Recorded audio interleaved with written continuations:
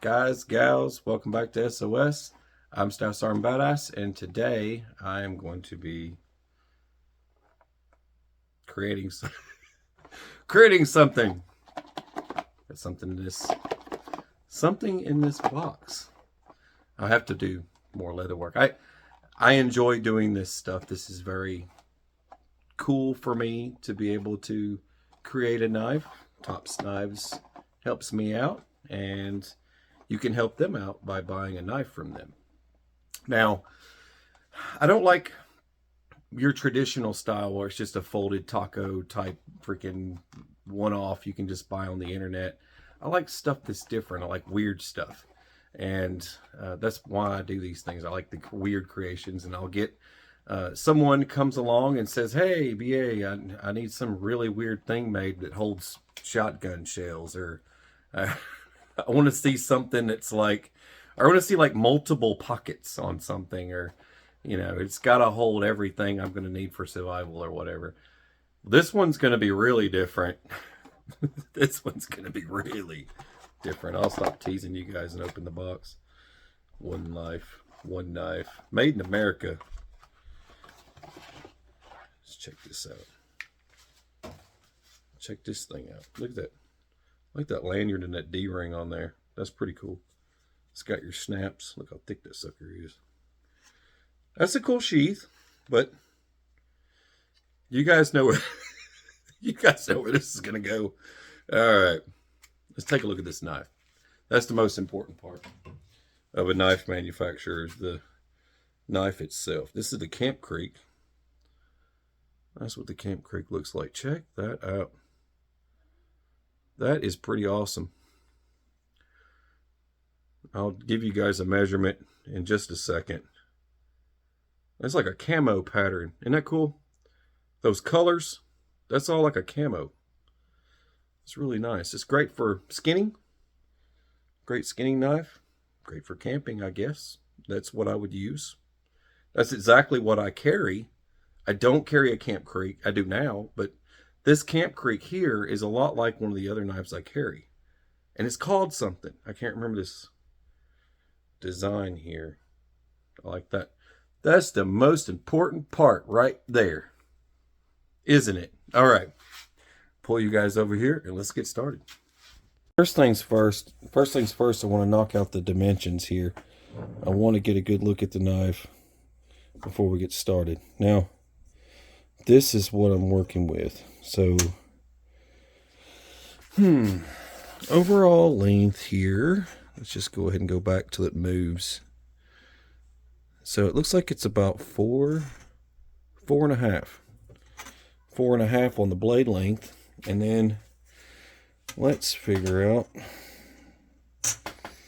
how long is the grip. It's about 4.5 as well.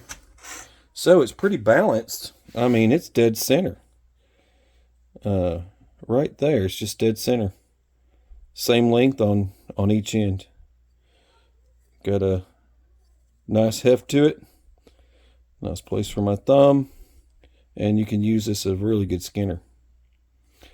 Well, there's the blade. And now we need to figure out our pattern here.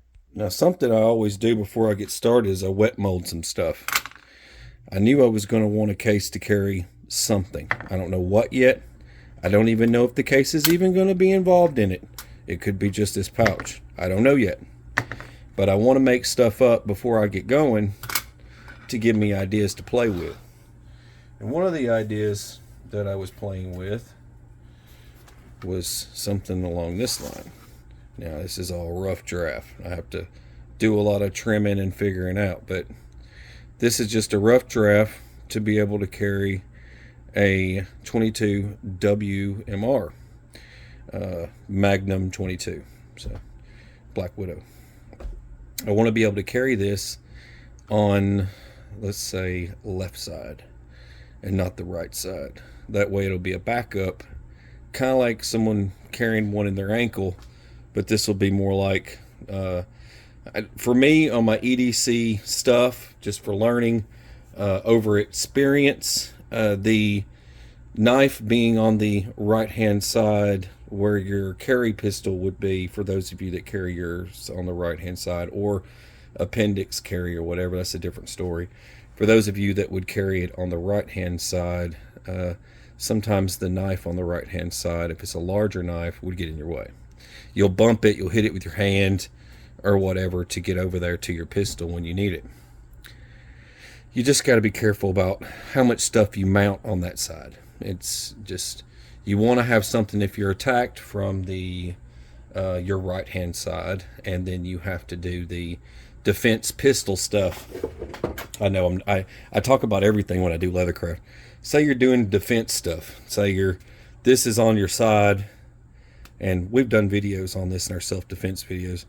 But if someone's on your side and they come over and they go to grab it and try and pull it out, and you've got a retention strap holding that in there, and then they try to grab it and pull it out, and you reach over and grab their hand like this, and then you rotate out and then pull them down to the ground by twisting their wrist. There's different techniques for it, all right?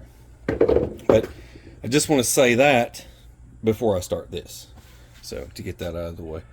Now, there's that idea, and then like I said, I had this idea, but they won't be able to go on the same side. I'll have to put something on the other side. This is going to take up a large amount of the room, and I'm going to need something for fire starting and everything else. I know, a lot of ideas going into this, so it's pretty drawn out. I just need to get something.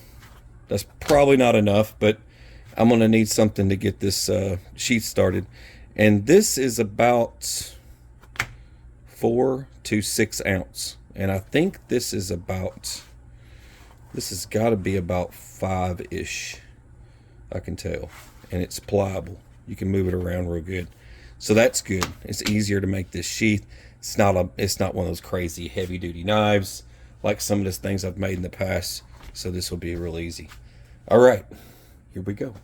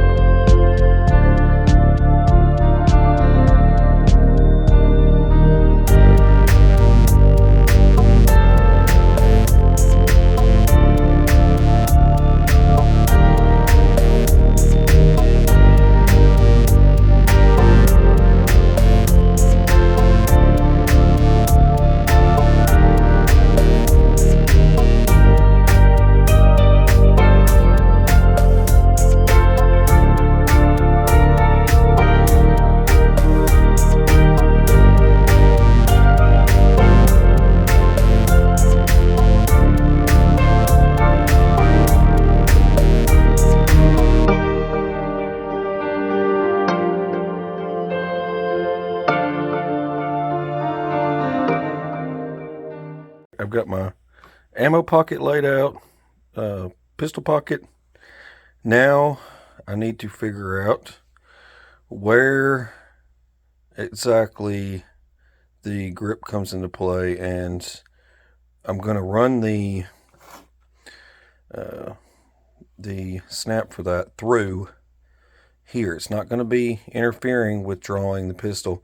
It's going to be a slit, and then I'm going to pull it through and go over. Now, same here. I'm going to run a flap through here, just a small amount, and then have that tacked in where it goes over, and that shouldn't interfere with anything.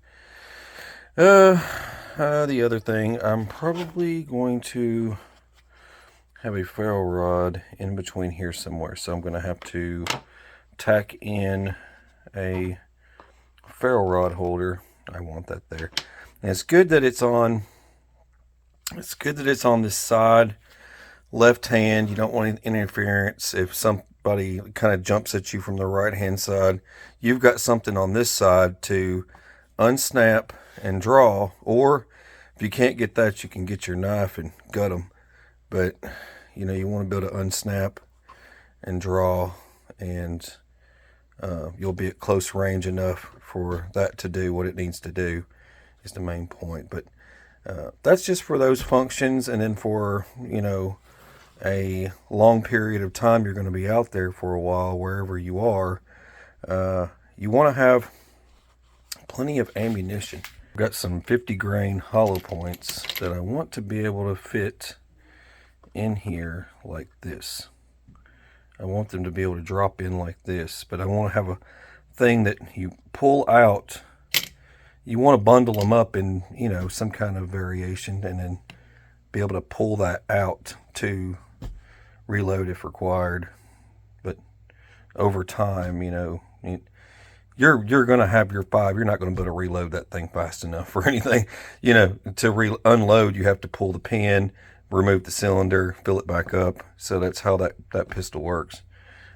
This is usually what I carry it around in. I did a video on this one. I've been carrying this same rig for a few years now, but I did a video on this thing if anybody wants to know. It's got a whole crap ton of ammunition in here, and I just did a little Celtic thing there. Anyway, I gotta get going. I get back to work.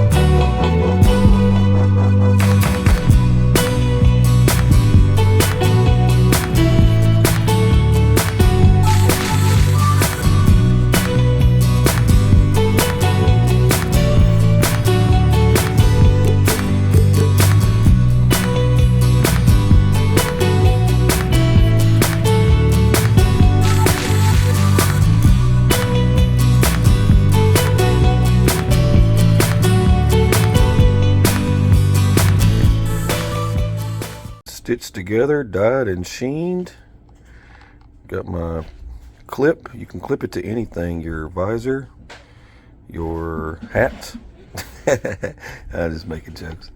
Got my pocket there, nice pocket, a nice holster there, and I'm ready to do the rest of this stuff. Got to put my stuff together for it. How I always do these is I just bag them up, and once I get them all stacked in like this, you want to do them kind of like in this angle so that they don't touch those rims. And then you can fold that here over, and you can ziplock it up, and that keeps them safe from corrosion. Very important.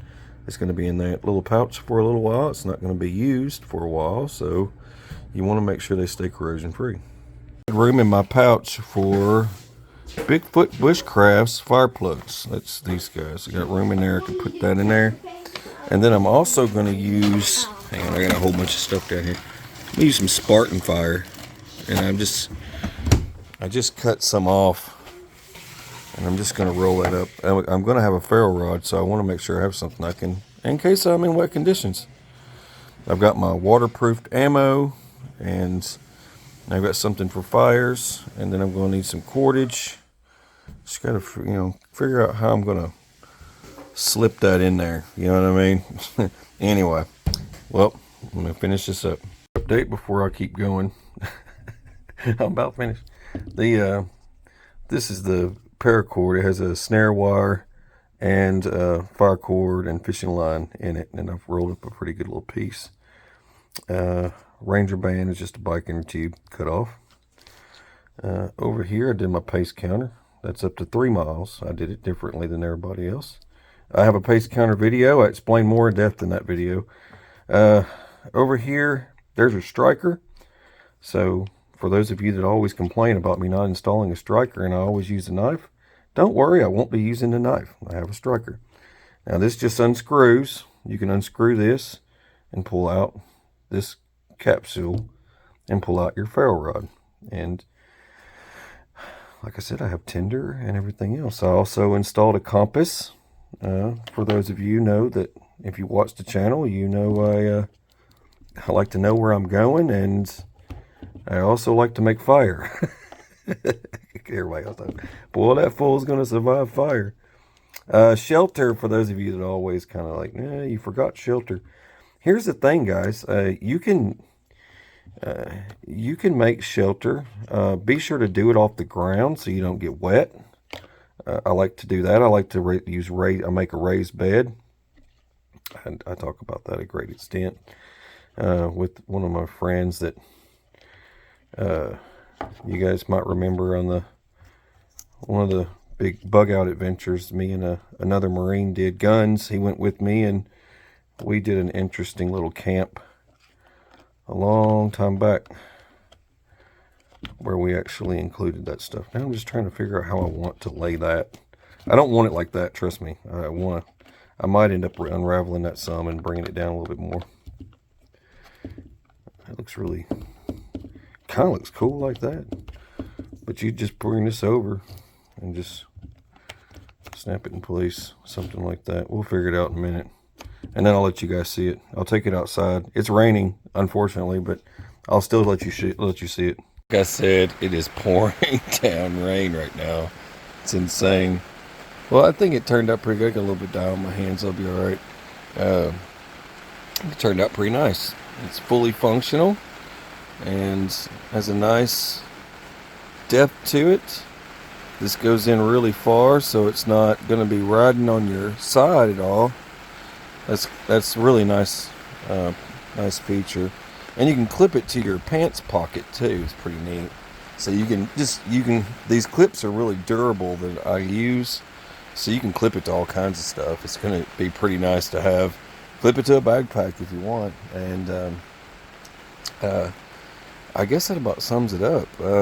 You think of these ideas all the time. You're like, hey, why can't I just do that? And you can't go and buy this. I mean, but that's the cool part about leathercraft, doing this stuff yourself and being creative, especially if you're a survivalist and you're into this sort of thing. You can come up with all kinds of cool stuff to create for yourself. Please, if you guys just like, share, subscribe if you haven't already. Share the videos, get them out there. It's very helpful, and it gives you more ideas. And I hope this video gave you ideas. God bless. Take care. Stay safe.